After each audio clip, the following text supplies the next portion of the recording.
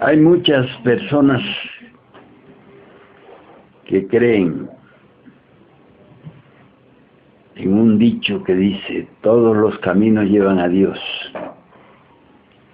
¿Creen ustedes que todos los caminos llevan a Dios? Según lo que expresó nuestro Señor Jesucristo, solo hay un camino estrecho y difícil que conduce a la luz. De modo que es falso pensar que todas las religiones van a ir directo a la divinidad. El camino es estrecho y difícil debido a la multitud de factores psicológicos que hemos ido acumulando a través de las vidas sucesivas. Muchos creen también que hay una sola vida, y hasta lo dicen en sus filosofías y en sus canciones, que después de esta vida no hay más nada. Imagínense si así fuera, ¿qué oportunidad podrían tener las almas humanas para llegar a la perfección? Si a veces en las 108 vidas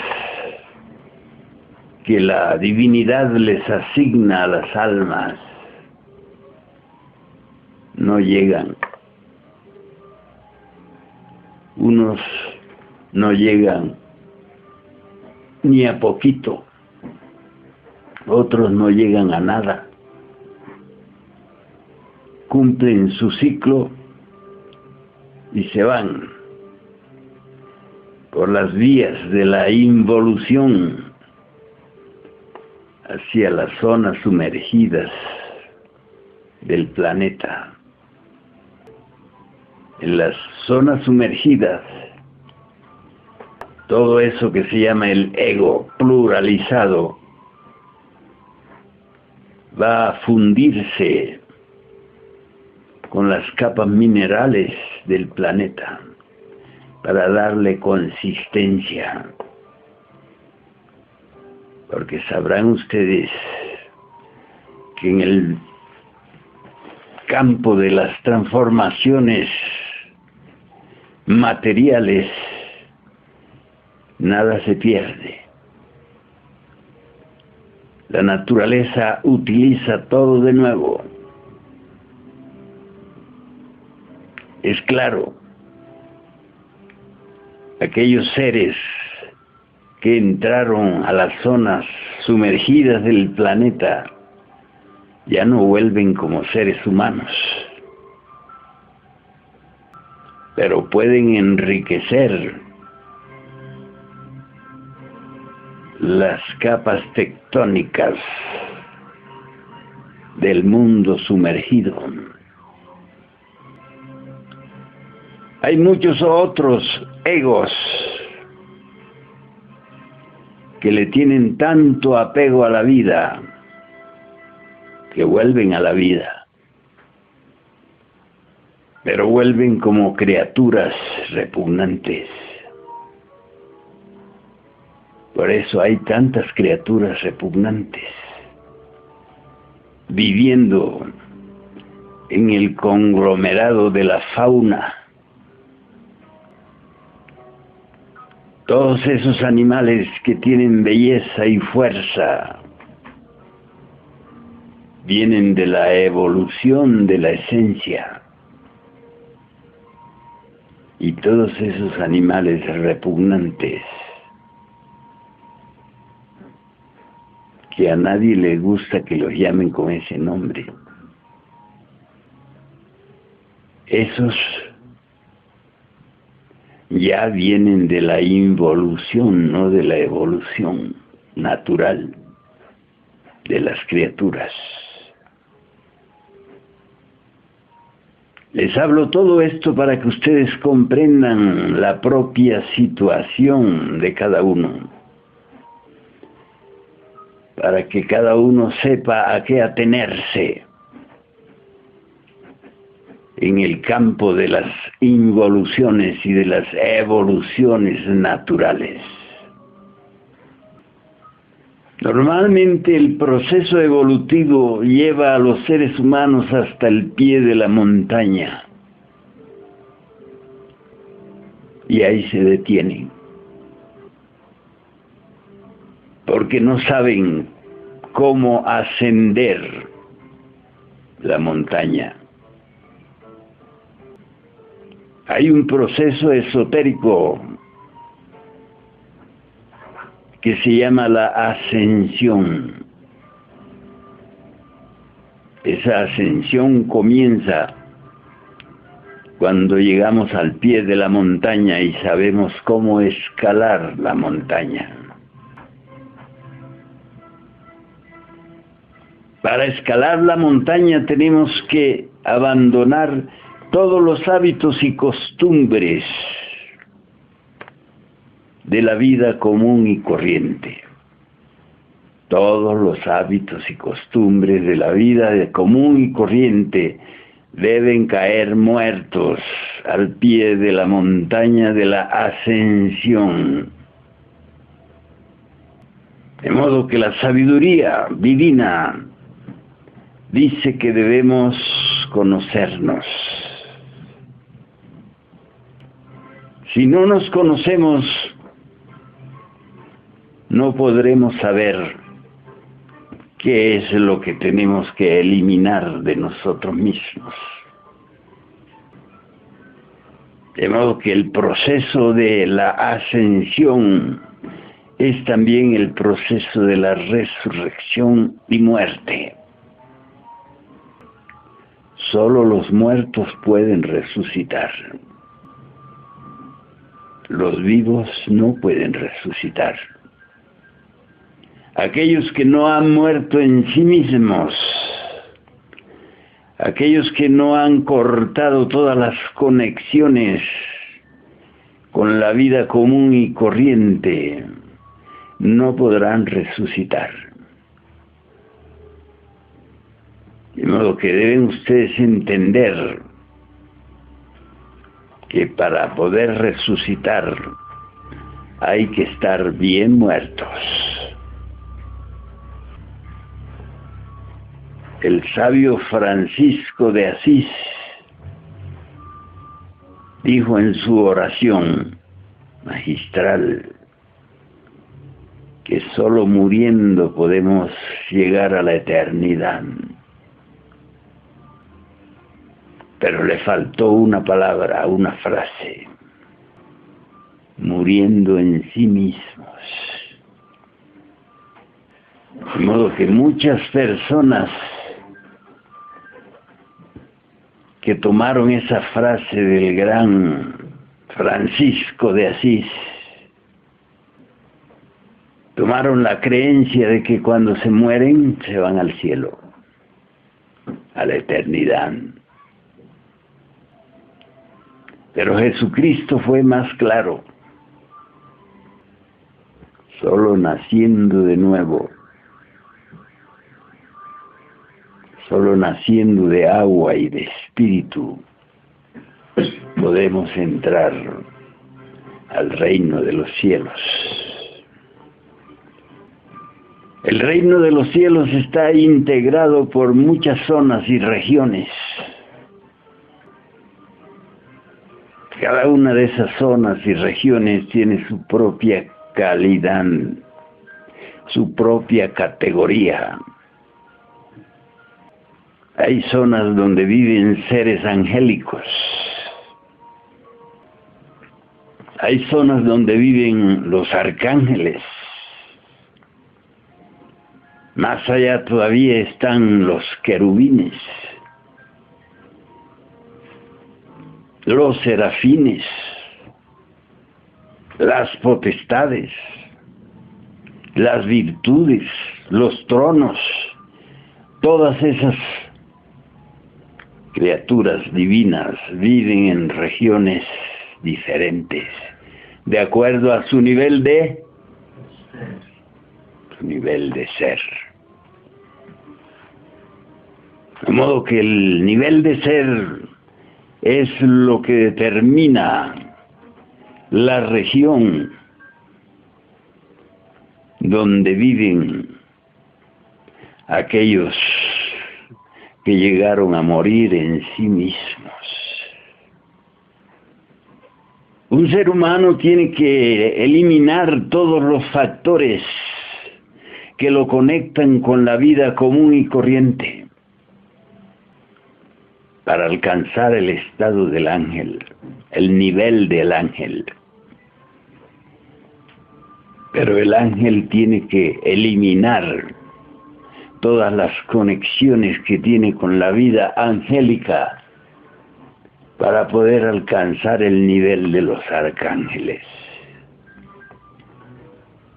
Es como una especie de renunciación a los poderes adquiridos en ese nivel. Igualmente los arcángeles tienen que renunciar a todos los poderes arcangélicos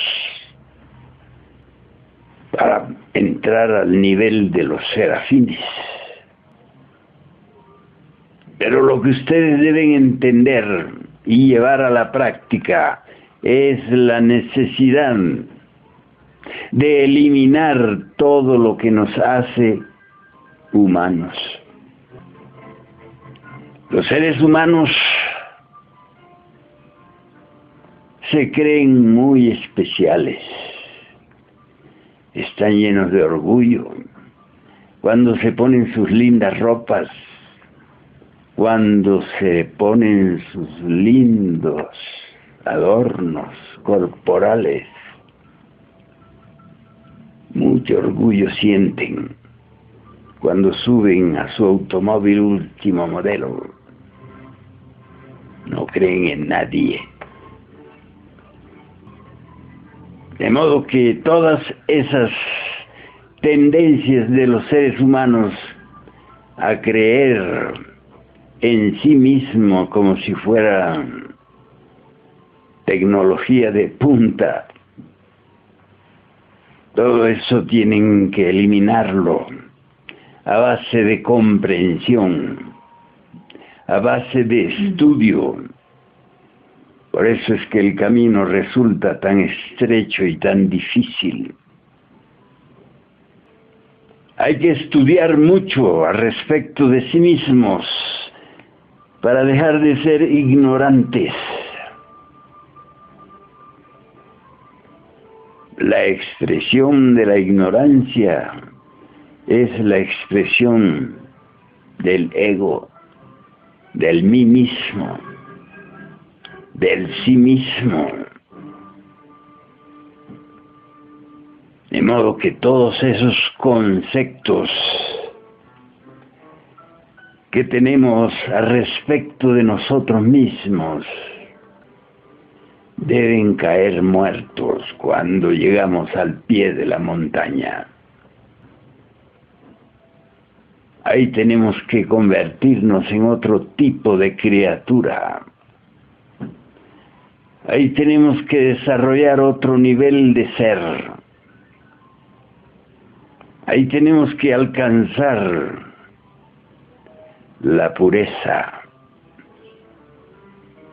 la capacidad de renunciar a lo que somos. Se lo piden los guardianes del misterio. ¿Reniegas de ti mismo?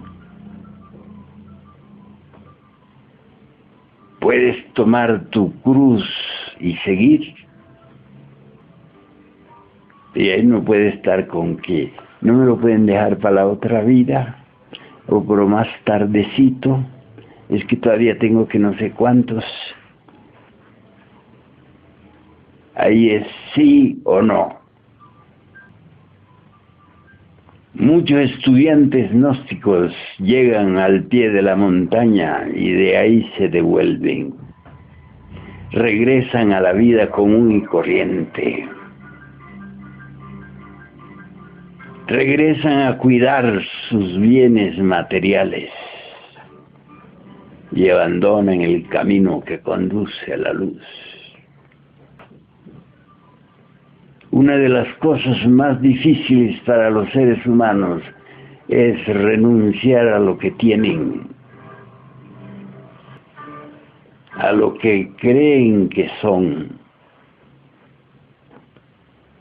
Por ahí los escuchamos cuando se pelean entre ellos, dicen, ¿quién te crees tú que soy? Es para responderle algo así como, debes ser tú el Papá Noel.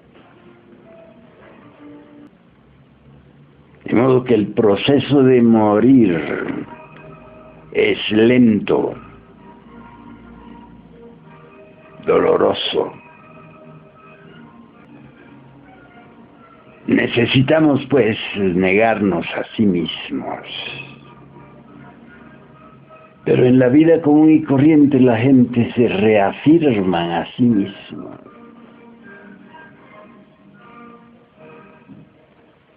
Siempre están mostrando sus títulos, sus conquistas mundanales, pero del progreso espiritual no tienen nada que mostrar. Pobre gente. Porque si ustedes reflexionan bien, se darán cuenta que todo es pasajero. Todas las etapas de la vida del ser humano son pasajeras. La niñez, la adolescencia, la juventud, todo eso va pasando. De modo que lo único en que podemos confiar es en nuestro propio crecimiento interior, en nuestra capacidad de avanzar en lo difícil. Todo el mundo quiere el fácil, ¿verdad? Pero en este camino no hay nada fácil. De modo que tenemos que tener una rebeldía inclaudicable. Debemos estar siempre dispuestos a seguir, nunca a retroceder, nunca a volver atrás. Porque en el esoterismo se dice que el que vuelve atrás la mirada se queda petrificado. Así pues que siempre hacia adelante, aunque sepamos que tendremos que trabajar, digamos, 1 año para lograr un propósito, un objetivo, y que menos de 1 año no podremos lograr eso. Muchos ahí se quedan. No, muchas cosas.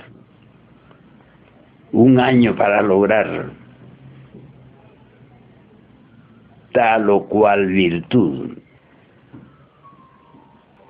30 años para lograr el segundo nacimiento. 50 años para quedarnos libres de todo elemento psicológico infrahumano. Como la ira, por ejemplo. Una vez estaba yo muy confiado de haber alcanzado la paz interior. Y un maestro me dijo, ¿y por qué no estás trabajando con la ira? ¿No está muerta? Dijo, no. Y enseguida me puso en escena. Y salió. Ahí estaba. Escondida entre los recovecos de la mente. De modo que no hay que confiarse en que ya alcanzamos tal o cual objetivo.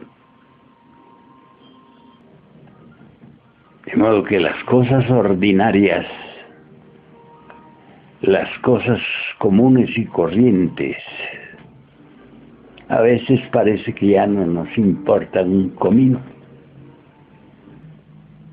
pero casi siempre son apreciaciones subjetivas, irreales. De modo que es necesario estar siempre atentos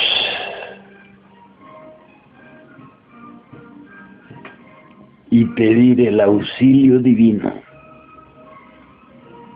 No se olviden que por sí solos no logramos nada. Solo con el auxilio divino podemos lograr el triunfo, la liberación final. Así pues que en el camino necesitamos el auxilio de Isis, de María, Ramío, o cualquier nombre que le querramos dar al eterno femenino, a la Divina Madre. Así pues que avanzar en este camino significa estar siempre alerta, nunca distraernos con nada. Aquí en este mundo no hay ninguna cosa que valga la pena,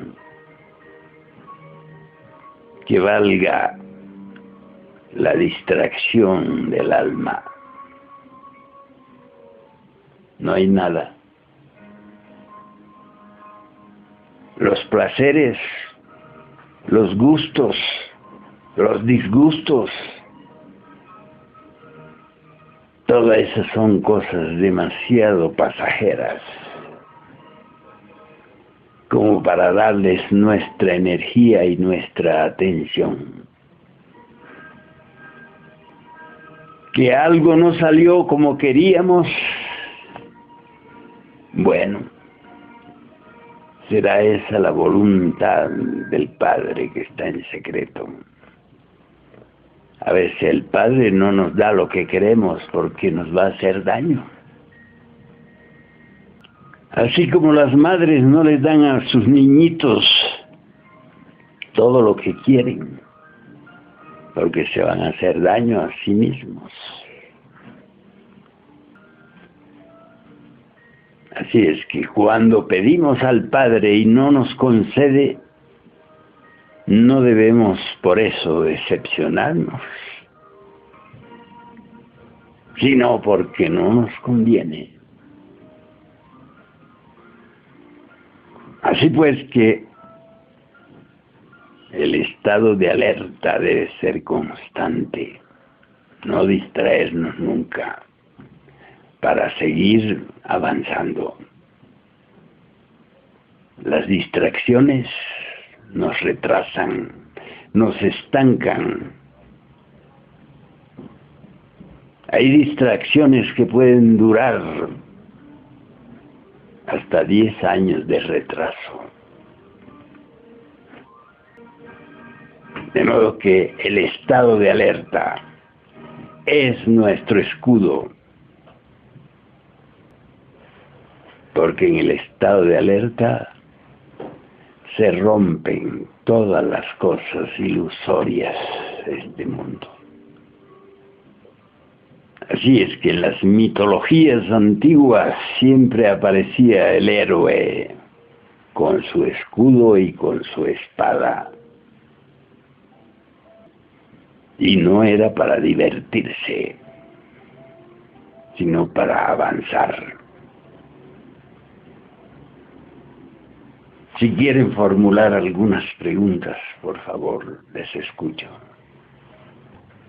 ¿Podría, por favor, explicarnos cómo empezamos con el estado de alerta? El estado de alerta es el resultado de las observaciones. Cuando mediante la observación de sí nos vemos dormidos, entonces vemos la necesidad de no dormirnos. Y eso es el estado de alerta. Si nos dormimos, no hay estado de alerta. La atención está tomada por alguna otra cuestión. De modo que el estado de alerta incluye inevitablemente una atención siempre dirigida hacia un propósito: no dormir, no distraernos, no perder nunca la noción de sí mismos o el recuerdo de sí mismos. ¿Percibe? Así es. Maestro, ¿me puede aclarar un poco más, por favor, la frase que escribió en su libro? Los enemigos del alma son el mundo, el demonio y la carne. En el mundo están todas las tentaciones. El mundo es lo que se llama la vida. De modo que aquellos que viven en función de los mundanales ruidos no pueden nunca despertar. Siempre están pendientes de lo artístico, de lo cómico, de lo musical, de las modas, de las bellezas. Entonces, si la atención está en eso, estamos tomados por el mundo, la vida externa. El demonio, porque todos cargamos el demonio adentro, al ego pluralizado, que está compuesto por los pecados capitales. Y la carne significa la atracción sexual. La atracción sexual indebida, o como diría el Buda, el comercio sexual ilegítimo. De modo que hay casos en que la carne no es la causa del retraso, de la caída, porque la carne tiene un límite hasta donde es necesidad. El varón necesita del concurso de la carne femenina y la mujer necesita del concurso de la carne masculina. Eso, si se maneja sabiamente, entonces nos da los resultados maravillosos de la iluminación y del despertar. De modo que es necesario entender claramente cuál es la acción de la carne, es decir, del sexo opuesto. Porque hemos sido creados varón y varona, hombre y mujer. Debemos entonces manejar esa cuestión según los mandamientos divinos, como ese de no fornicar. Un varón que pueda cumplir con el sexto mandamiento de la ley mosaica, entonces, inevitablemente va a tener resultados esplendorosos, porque va a saber cómo manejar el fuego sin quemarse. Así pues que el mundo, el demonio y la carne sí ejercen un poder sobre el ser humano. Pero eso, en la proporción en que el ser humano desconozca la acción del mundo, del demonio y de la carne en su propio ser. ¿Entendiste?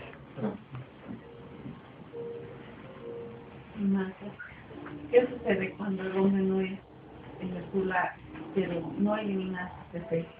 ¿Qué sucede? Dicen que se convierte en un hasnamusiano. Eso es un ser con doble centro de gravedad. Por un lado, puede fabricar sus cuerpos existenciales. Por otro lado, puede estar bajo la acción de su propio diablo interior. Entonces tendría doble centro de gravedad. Por eso es que el maestro Samael insistía tanto en esa cuestión del nacer y del morir. No hablaba él del nacer solamente, sino del nacer y del morir.